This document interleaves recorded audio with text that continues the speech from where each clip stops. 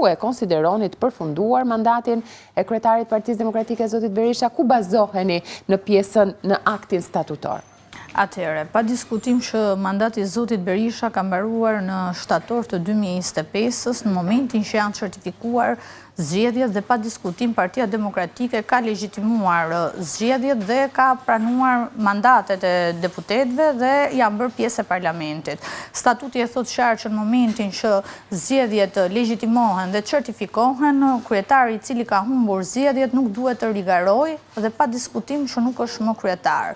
Kështu që nga shtatori 2025-ës deri tani, Sali Berisha nuk është më kryetari i Partisë Demokratike dhe çdo vendimarrje që ka marrë për përjashtim për rastin tim apo të zotit Saliani nuk ka asnjë fuqi juridike ligjore. Ka një pafuqi plot për të vepruar, sepse është një kryetar i cili i ka mbaruar mandatin mbas statutit.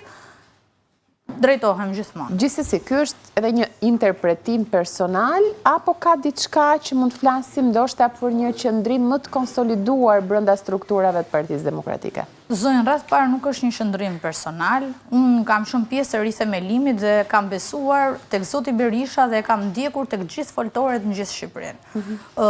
Në kuvendin e 2021-shit ne kemi qenë 5.000 delegat, 10.000 antar të Partisë Demokratike që kemi votuar këtë statut. Dhe të ky statut, pa diskutim, është i qartë që kryetari i cili humbet zgjedhjet nuk ka të drejtë të rigarojë. Këtu unë i bazohem gjithmonë kushtetutës Partisë Demokratike, që është statuti i votuar nga antarët e Partisë Demokratike. Dhe për respekt këtyre antarëve që kanë votuar këtë statut, unë pa diskutim kam shkruajtur një shkresë në cilën jam drejtuar vetëm statutit, jo interesit tim personal, por interesit gjithë atyre demokratëve që besuan tek Sali Berisha, por që Sali Berisha i trastoi.